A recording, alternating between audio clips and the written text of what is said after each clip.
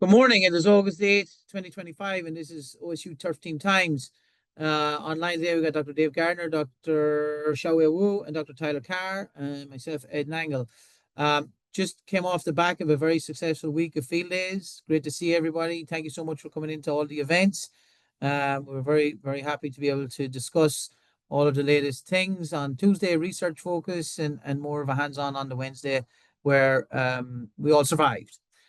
Temperatures were very nice this week. Everybody kind of was able to see a moderation of those high temperatures we've gone through for most of the summer, and I think there was a somewhat of a sigh of relief. However, that doesn't mean the 100 days is over, folks. Temperature forecast is not great for the next week, particularly at what I saw in the north. We're back up close to 90 on 3 or 4 days, and you know that poor crowd in Cleveland are melting up there. That lake can only do so much. So it's not time to sit back on your hands and go, yep, time to aerate and relax, because we're not quite there yet, folks. However, turf has recovered generally with some of the rainfall we've seen over the last kind of 10 days in some spots. And I do think there's been some reduction in disease pressure in some spots. But we're going to have kind of that seasonal change come up as we start to see people get through renovations. Up first, Dr. Gardner with a weed update. All right. Yeah, again, thank you for everybody that came to Field Day this year. And if you missed it, don't worry, we'll have one again next year. So let me start the slideshow. So those of you that garden in addition to managing lawns probably remember this ornamental grass, ribbon grass, that was wildly popular in the 1990s to about 2010 because it was one of the only ornamental grasses that was variegated, which made it more ornamental and kind of unique. And then it started spreading all over the place out of bounds and became kind of an invasive problem. And so we don't see that anymore. Well, fast forward to today, and we have this grass, fountain grass, which is also quite popular in our landscapes. It's coming into its own right about this time of the year, and it's got nice fall color. But right about the time that it has the nice fall color, the seed head starts to shatter, and we have discovered that this does a pretty good job of establishing itself in our lawns. And so I'm not necessarily saying that fountain grass is going to go the way of ribbon grass, but in the meantime, every now and again, we see this in our managed turf grass where it's not supposed to be. And unfortunately, the leaf blades are pretty resilient on this. And so when you hit them with a rotary mower, it tends to look like this. Whether you've got the sharpest mower blade or not, you end up having this kind of an appearance. And so what to do about that? Well, fortunately, quinclorac, the herbicide that we use to control crabgrass, come to find out it's actually relatively effective for the control of fountain grass in a lawn environment. So 2 applications, 2 weeks apart. You can also use glyphosate as a non-selective option to remove that. Or, since it's an ornamental, you could dig the individual plants out and replant them somewhere else. The other thing to consider, though, is that going forward, it might not be a bad idea to design the use of this plant in landscapes not necessarily in proximity to lawns. So right out in front of our building, it's surrounded by concrete, and so that makes it a little bit less likely that it's going to become an issue in our managed lawn spaces. Anyway, if you're continuing to have a problem with crabgrass, and I am at my research facility, so I'm assuming that a lot of you are too. Remember that a half a rate of either tepramazone or mesotrione combined with a half a rate of quinclorac can be quite effective for post-emergence control of crabgrass. A couple of other things that you can do is, when it's drier, you might not be mowing as often, but in areas where you have a lot of crabgrass, if you mow frequently enough to keep the seed head development at bay, that can reduce the number of seeds that would potentially be available to, germinate next year. But also you should keep those areas in mind because it would be a good idea to apply a pre-emergence herbicide next spring. And I've said it before, I'll say it again, as late as you possibly can for that pre-emergence application. But I'll talk more about that next March and April. And then we also are seeing this particular grassy weed, which is field paspalum. This is quickly becoming, one of our more frequently encountered weeds in our lawn spaces. It used to be that crabgrass kind of dominated, and you would occasionally see things like foxtail, barnyard grass, etc. But field paspalum is pretty quickly, at least in areas where I do my work, becoming one of our more frequently observed weeds. And remember, the tricky thing about this particular one is that it is a perennial, it is not an annual. And so if you have paspalum that you're trying to control, and either field paspalum or Dallas grass, two species, same genus, we can treat them interchangeably for our purposes. A full label rate of tepramazone only, no 50-50 mixes with quinclorac. Tepramazone is the only herbicide that is effective. Full label rate, 1 to 2 applications. If you make a second application, do that 3 weeks later. On my slide, it says mow to reduce seed head development, but who are we kidding? I've seen this in full bloom on a fairway being maintained at a 1/2 inch. So that's not actually a practical option for us. And again, since this is a perennial, the thing is that if you have it, it's going to come back vegetatively. So pre-emergence herbicides are not an option next spring. So if you make an application of tepramazone, even if you think you got good control because the leaves go away, you might not get enough herbicide into the rhizomes to totally kill the plant. And so next late April, early May, you might see big fat leaves poking out of the turf. So go back to those areas and be ready to hit it with tepramazone again. Sedges are also, pretty frequently observed at this time of the year, either yellow nut sedge or more of a problem in golf courses, the kalingas. Two species of sedge that we see, yellow nut sedge certainly being the more common of these. But again, the kalinga, it's more of a golf issue because it's more competitive in those close mode environments. But these are the sedge herbicides that we have. And just a reminder that Basagran as a contact herbicide will give relatively quick activity, but just of the top growth, you don't get translocation into those structures that make those perennials. And then we have sulfentrazone, which is dismiss. And then Sedgehammer, Solero, and Archon are 3 products that all work the same. And they've got a different mode of action than dismiss. So if you're interested in rotating your chemistries to try to avoid acquisition of resistance in sedges, know that dismiss is the one that has the unique mode of action versus those other 3. But I've heard people say that they like Sedgehammer, Solero, or Archon for late season applications, whereas they find that dismiss is more effective early season.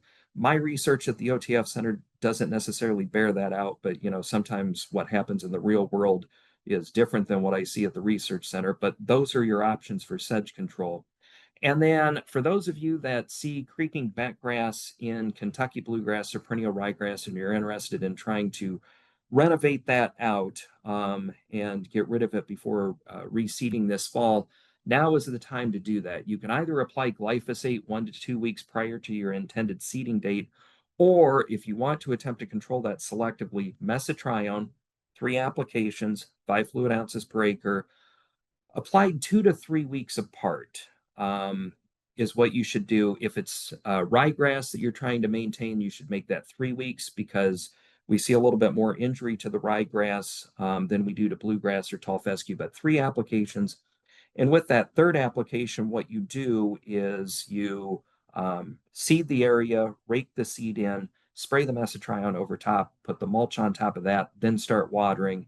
And if all goes well, what you should see is your new turf grass emerging.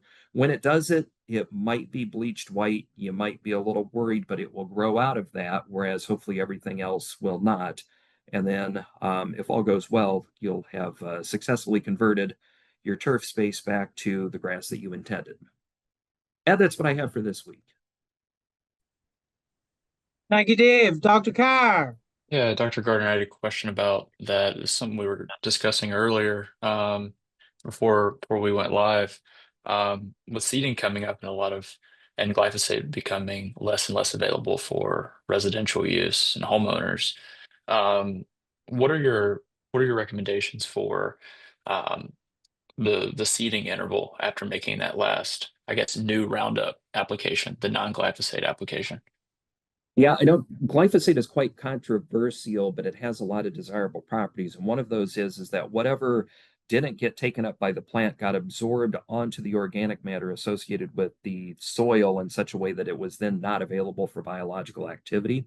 So when you look at how long do you have to wait before you can put seed down after putting down glyphosate, it was usually 7 days on the label. I know a lot of university researchers would even like seed the next day, and they were able to do that just fine because, again, the glyphosate binds quite tightly to that organic matter, whereas the active ingredients that are in the glyphosate replacements do not do that. Um, if you look at the label for the replacement products and let the label be your guide, most of them are 14 to 28 days. And so you'll want to make sure that you're doing that planning. So again, if you were to go out and make a Roundup replacement application on the 15th of August, you would then plan on seeding September 1 or after that. So again, a little bit more time is necessary with the glyphosate replacement products for homeowners before it's safe to go in and establish by seed. Okay, yeah, thank you, Dr. Gardner. And Dr. Nangle, you want to touch on that point you made beforehand about using lawn care companies instead of big box store products potentially to Great that you mitigate guided, this? great that you guided me back because it was going to be like a fish out of water. Otherwise, going, what the hell is this? Yes. So I do think that the point needs to be made that if you are going to use or you're looking to use glyphosate specifically, and I think we need to emphasize this more, folks, glyphosate has gone off the market for homeowners. Anything that's available in the stores right now is residual material. And by the time we get to, and I have seen it in a couple of places, but by the time we get to early next year, I would expect you're not going to see it in big box stores. So in that instance, if you have it, you have it. But the advantage with glyphosate is, of course, as David said, speed of being able to reseed. And so if you don't have it and don't think you can get access to it, the only people that are going to be allowed to spray it now are licensed applicators. So if that's the case, you need to start looking into those because those people will be busy in the next 4 to 6 weeks. This is not something that you can call and go, "Hey, I need you to come out tomorrow." That's it ain't going to happen, Clark. Sorry. So do be aware there are going to be differences, and also with the homeowner material, while the active ingredients may be the same in some of the products as what the industry is using, the concentrations are also going to be most likely lower. And so you have to be aware of those differences as well. Now, Dr. Carr, did I miss anything that I was supposed to say? No, that was good. That was way better than I could have done. Keep calm and carry on then. Yeah. All Only right. time So, will only time is going to tell when it comes to hoarding of glyphosate. But when chlordane went off the market in 1978, that was a very popular insecticide. And the last time I heard somebody make reference to they still had a stockpile of that was 2014. So I'll be interested to see if, 30 years from now, people have a stockpile of glyphosate in their garage. now what about Okay. methyl bromide? Same with methyl bromide? Okay, That, that, Boomer. Oh, hey, okay, Boomer. Carry on. All right, back to regularly scheduled programming. Um, Gosh, we're all muted and laughing. This is good. Okay, so Dr. Gardner brought up a really good point about these, and Dr. Nangle about these consumer products. It's also going to impact what type of grass we should be seeding too, because if we're not making an application, if we're making an application having to wait 28 days until we seed, imagine planting something like Kentucky bluegrass that takes a long time to establish. You have a pretty good window there for weeds to emerge and provide more competition for these newly seeded stands or swards, depending on who you ask. Um, and so a lot of lawn care companies and a lot of manufacturers are recommending turf type tall fescue for our area more and more frequently, and so are we in many cases. So over something like Kentucky bluegrass, it's faster to establish. It is um, generally more drought resistant, requires fewer nutrients than Kentucky bluegrass, and adding on this glyphosate Roundup issue, it really can make it where you have less of a pain in the fall and the following spring. Could save you money on pesticides, particularly herbicides moving forward. So now is that time to decide hey, is my lawn at a point where I need to completely reestablish it, kill it out, start over?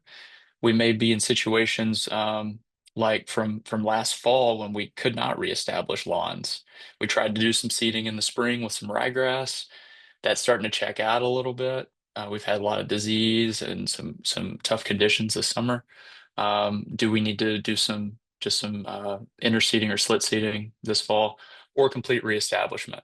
So now's the time to determine if that's the what course of action you want to go about, and then also determine what species of grass you want to put back into it.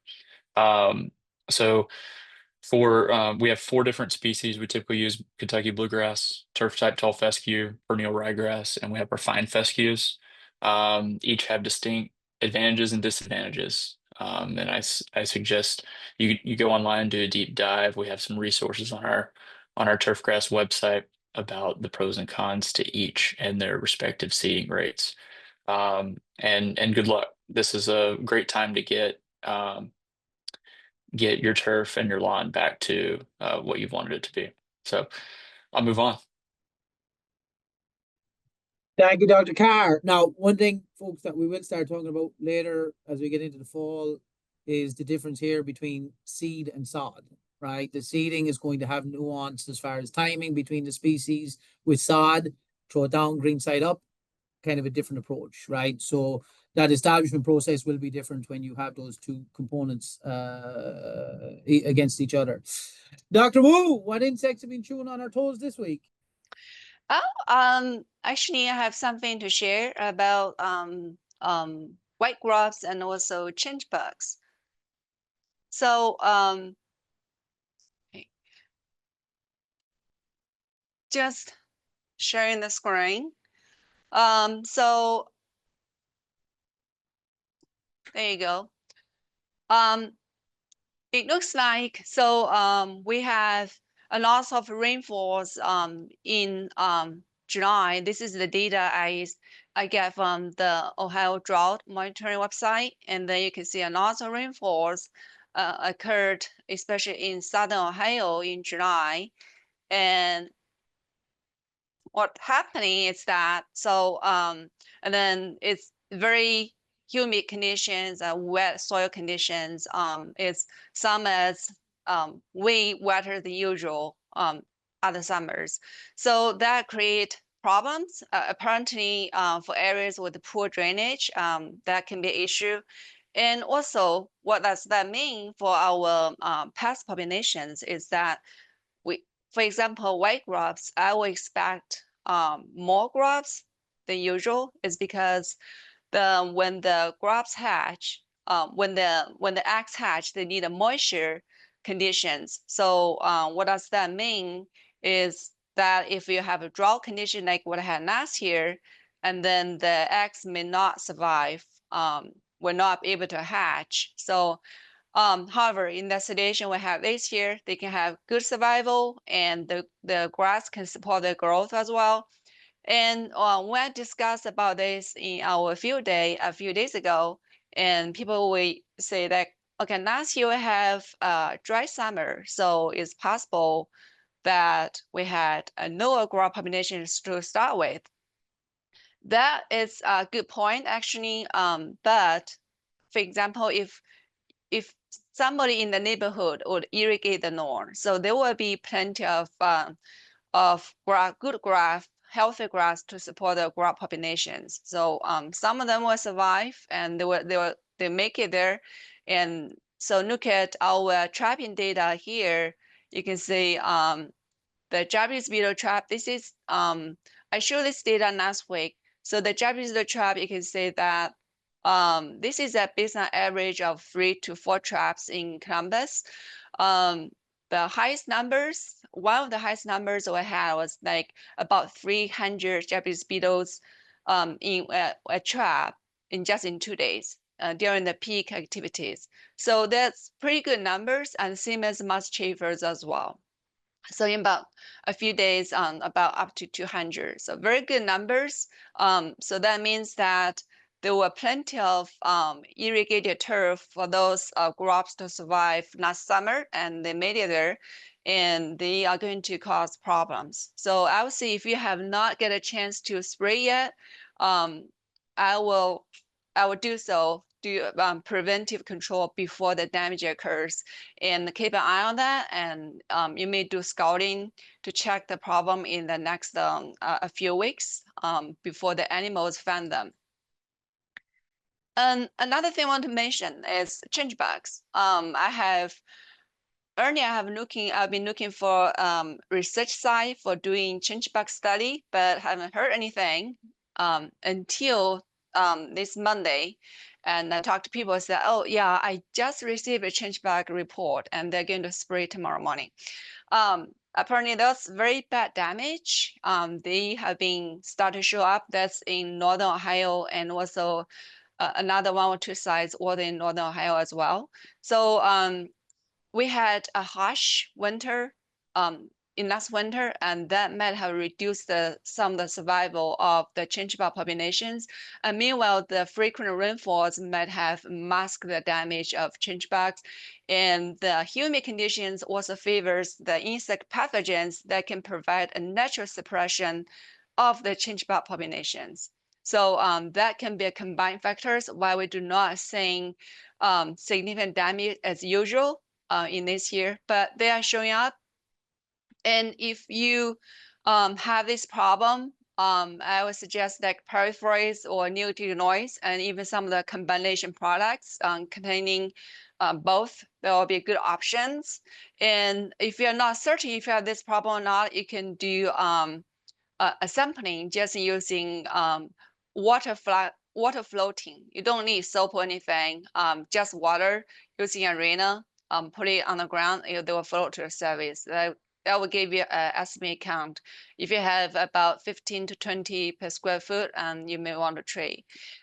Before you trade, I would appreciate if you could reach out to me if I can use your site for research, and I'll be happy to grab a vacuum to remove some of your populations as well. That's all I have. Thank you. Thank you, Dr. Wu. I also think I saw some bluegrass billbug damage this week. Somebody had been looking at some yellow Kentucky bluegrass for an extended period of time and thought it was just dry. And then I did the tug test and noticed that the bottom ends of the plant were blown out. And I'm like, no, I don't think that's it, Clark. So sometimes people need to get out and kind of have a dig around and have a look more closely at what's going on rather than just dismissing it as a bad irrigation cycle or whatever it is.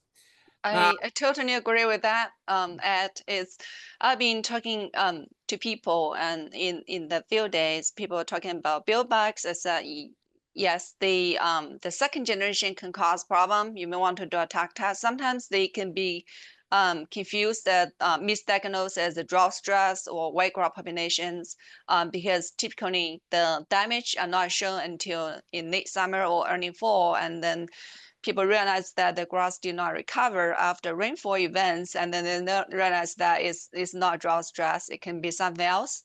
And people suspect it's white crops. And I mean, animal digging is a good sign, but when animal come to your lawn, it doesn't not necessarily mean it's grass. It can be other problems, earthworms, crane flies, or caterpillar pests can also attract animals as well. So yeah, a attack test it's important to diagnose it before you do anything.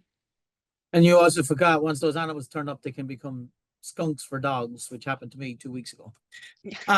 Okay, with that, folks, it's been stinking. We will say thank you, and we will talk to you all again next week. If you have questions, feel free to reach out to us. Our social media material is all here. And then our website, buckeyeturf.osu.edu, is also up here. One other thing, any chemistries mentioned here, if you have questions about them and you have never used them before, reach out to us. If you were looking at some of these products and a little bit confused, reach out to us. We'll get back to you via email. But make sure that you're asking questions about materials if you've not used it before. And the other thing, if we are talking about materials, we cannot guarantee that it's going to work the same for you as it worked for us. But any of the data that's mentioned here is based on research that's carried out with unbiased approach. Thank you. We talk to you all next week.